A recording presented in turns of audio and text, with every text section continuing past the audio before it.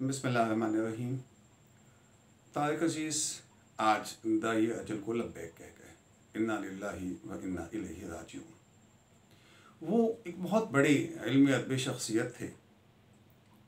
उनके जाने के बाद तमाम टेलीविज़न चैनल्स पर, सोशल मीडिया पर तमाम इल्मी अदबी शख्सियत उनको खिराज तहसीन पेश करने के लिए कोई ना कोई प्रोग्राम, कोई ना कोई वीडियो किसी न किसी शक्ल में उनको खिराज तहसीन पेश करेंगे।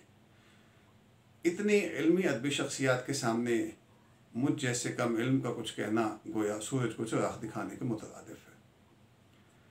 लेकिन मेरे जहन में ये ख्याल आता है कि एक उधार है मुझ पर, एक कर्ज़ है जो मैंने अदा करना है, एक उधार है जो वापस करना है। तारिक अजीज़ ने मेरे बचपन और मेरे लड़कपन में, जब ना सोशल मीडिया था, इलेक्ट्रॉनिक मीडिया में भी सिर्फ एक टीवी चैनल था पाकिस्तान टेलीविज़न, उस वक्त इतनी वीडियो गेम्स भी नहीं थी। उस वक्त तारिक अजीज़ ने इंफोटेनमेंट का एक इस कदर खूबसूरत प्रोग्राम पेश किया कि बचपन और लड़कपन में बहुत सी बातें सीखने का उनसे मौका मिला। नीलाम घर का प्रोग्राम आज के गेम शो से कतई मुख्तलिफ था। उस ज़माने में जब इतना ज़्यादा ग्लैमर नहीं था, जब इतनी ज़्यादा टेक्नोलॉजी नहीं थी, तो जिस अंदाज में तारिक अजीज़ ने वो प्रोग्राम चलाया है और जिस अंदाज में उन्होंने उस ज़माने के बच्चों को, लड़कों को, नौजवानों को सिखाया है, वो यकीनन काबिल तारीफ़ और काबिल तौसीफ़ है।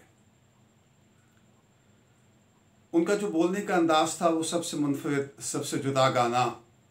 सबसे पहले उन्होंने अपनी साथी मेज़बानों का तारुफ़ करवाना, फिर अपना तारुफ़ करवाना। उनकी साथी मेज़बानें बदलती रहीं, लेकिन वो लंबे अरसे तक नीलाम घर, फिर तारिक अजीज़ शो और फिर बस्म तारिक अजीज़ करते रहे। मुझे बचपन में जो एक उनका तारफ़ी अंदाज़ याद है कि देखती आँखों सुनते कानों आपको ज़ारा का, नूरुलैन का और तारिक अजीज़ का सलाम पहुँचे। इस खूबसूरत अंदाज़ के साथ उनकी खूबसूरत बातें और बैतबाजी का जो सेगमेंट उनके प्रोग्राम में होता था, वो यकीनन शेर व सुखन से दिलचस्पी रखने वालों के लिए बहुत खूबसूरत प्रोग्राम था। उस ज़माने में मेरे पास पैनासोनिक का एक मोनो टेप रिकॉर्डर मौजूद था। मैं उस पर बैतबाजी का वो पोर्शन रिकॉर्ड कर लेता था और बाद में सुनता था। मुख्तलिफ कॉलेजेस की टीम्स तो उसमें हुआ करती थी, लेकिन जो तारिक अजीज़ साहब का अपना शेरी ज़ौक़ था, जो उनका अपना इल्मी और अदबी ज़ौक़ था, वो बहुत आला था। और जिस अंदाज़ में वो शेर पढ़ते थे, उनके शेर पढ़ने के अंदाज़ को सुन के मैंने शेर पढ़ने का अंदाज़ सीखा है। इसका मतलब ये है कि नहीं कि मैं उनकी तरह शेर पढ़ सकता हूँ। इसका मतलब ये है कि किसी न किसी तौर पर मैंने शेर पढ़ने का अंदाज़ उनसे सीखा है। उनकी उर्दू इस कदर अच्छी और इस कदर कवायद व ज़वाबित के मुताबिक थी कि मुझ जैसे कम इल्म ने उनकी उर्दू सुनकर अपनी शीन क़ाफ़ दुरुस्त की। मुझे बैतबाजी का एक प्रोग्राम याद आता है जहाँ इब्तदाई शेर उन्होंने पढ़ा। क्या अंदाज़ था कि बैतबाजी का पहला शेर मैं पढ़े देता हूँ, किसी उस्ताद का शेर है न जाने किसका है। बुते दिल शिकन ये बनाए किन के सिहर कुन तेरे घुंघरू, हुआ सीना छन गया दिल भी छिन जूही बाज छुन तेरे घुंघरू। उनकी याद का तवाना हवाला नीलामगर है। यूँ तो वो अपने ज़ात में अंजुमन थे। उन्होंने शुरुआत रेडियो पाकिस्तान से की, पंजाबी खबरें पढ़ते रहे, दीगर प्रोग्राम्स भी किए। जब 1964 में पाकिस्तान टेलीविज़न लॉन्च हुआ, तो जो सबसे पहली आवाज़ पाकिस्तान टेलीविज़न से लोगों ने सुनी, जो सबसे पहली तस्वीर पाकिस्तान टेलीविज़न पर लोगों ने देखी, वो तारिक अजीज़ की तस्वीर थी। वो तारिक अजीज़ की आवाज़ थी जो आज खामोश हो गई। सियासत से भी शगफ़ हुआ।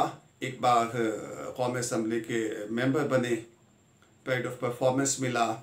उसके अलावा भी उनकी ज़ात के बहुत से हवाले हैं जो इस मुख्तसर वीडियो में सुनना मुमकिन नहीं है। बात सिर्फ इतनी सी थी कि मैं उस कर्ज़ को चुका दूँ, उनको खिराज तहसीन पेश करने के लिए दो लफ्ज़ कह दूँ। टीवी और रेडियो प्रोग्राम्स और सियासत के अलावा उनका एक और हवाला, वो एक बहुत बड़े अदीब थे, वो एक बहुत अच्छे शायर थे। और उनका एक शेर जो उन्होंने ख़ुद नीलाम घर में सुनाया कि हम वो स्याह नसीब हैं तारिक के शहर में, खोलें दुकान कफन की तो सब मरना छोड़ दें। उन्होंने पंजाबी शायरी भी की। उनकी एक पंजाबी शायरी की एक किताब हमज़ाद दा दुख। अपनी गुज़ारिशात के अख्ताम से पहले उसकी 4 लाइनें आपकी खिदमत में आज ही के दिन के तनाज़ुर से पेश करता हूँ कि पिछला पैर शाम दा दिल नूं अजब उदासी है। इंज लगदा है सारे नगर दी कोई वड्डी चीज़ गवाची है। खुदा हाफिज। तारिक अजीज़। अलविदा तारिक अजीज़।